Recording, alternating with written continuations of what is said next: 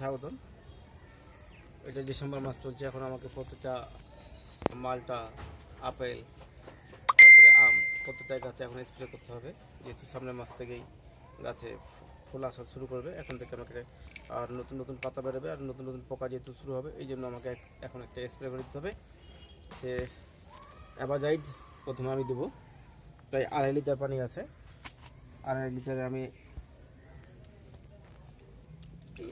1 করে একটু কম দিলাম।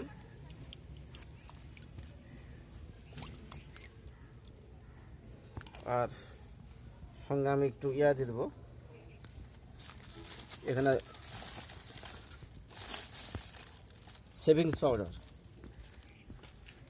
পাউডার দিয়ে দেবো হালকা পরিমাণ, দিয়ে হালকা একটু নাড়া দিয়ে দেবো।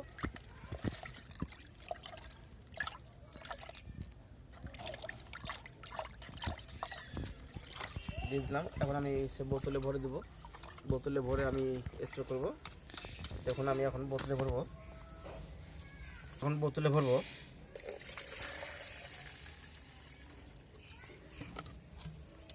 এসে বোতলে আমি নিয়ে আসলাম 1 লিটারের বোতল। আর 1 লিটারের বোতলে আমি আস্তে আস্তে করে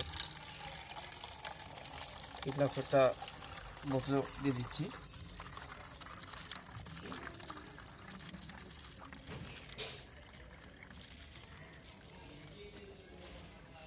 দিয়ে প্রত্যেকটা গাছকে আমি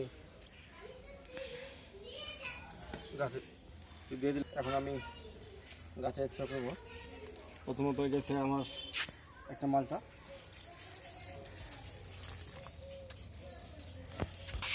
সেই মালটা গাছে আমি এখন স্প্রে করছি।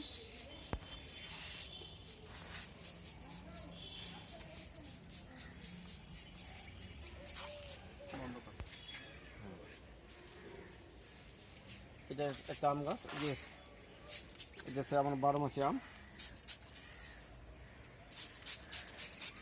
গাছে। এখন এখন প্যাকেট করা আছে সে নিচে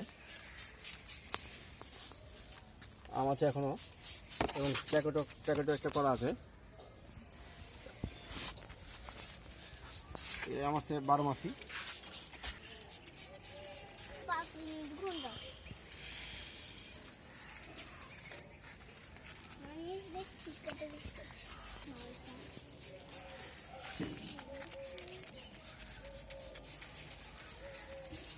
এটা একটা মালটার গাছ, প্রচুর মিষ্টি সে মালটা। নতুন নতুন পাতা বেরোচ্ছে, নতুন পাতা বেরোলেছে একটা মাছি পোকা হয়, সে মাছি পোকা আমি কীটনাশক দিয়ে দিলাম। এটা একটা লিচুর গাছ, বিচিবিহীন। এই লিচু গাছে সিডলেস লিচু, কিন্তু অথচ এই লিচু গাছে লিচুর ফলে কোনো বিচি নেই।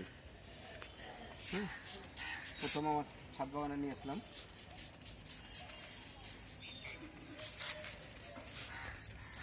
আমার হচ্ছে ব্যানানা ম্যাঙ্গো। এখন কি বল, ফুলঝুরি ঠাকুরি খুব শীঘ্রই মুকুল দেখা দিবে।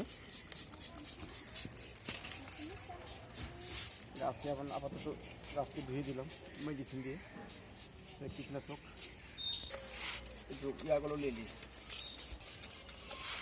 এই গাছ দিয়ে শেষ করে দেবো। দিয়ে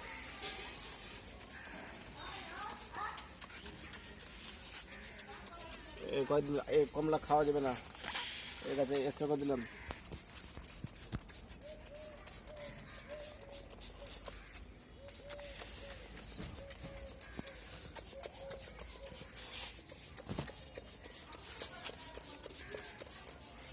শেষ করে দেবো।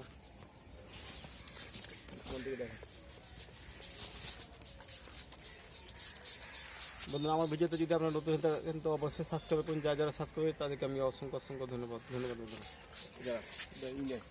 চাকু